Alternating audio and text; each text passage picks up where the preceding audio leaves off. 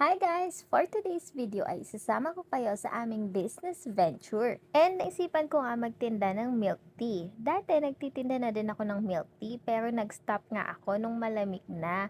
And ngayon dahil mainit ulit yung panahon ay nagtinda ulit ako ng milk tea. So dito nga sa labas ng bahay namin ako nagsimula. Ayan, naglatag lang ako ng isang table at nilagay ko na yung mga gamit na kailangan ko. At naisipan nga namin mag-asawa na lumipat ng pwesto dito sa mga lola ng asawa ko.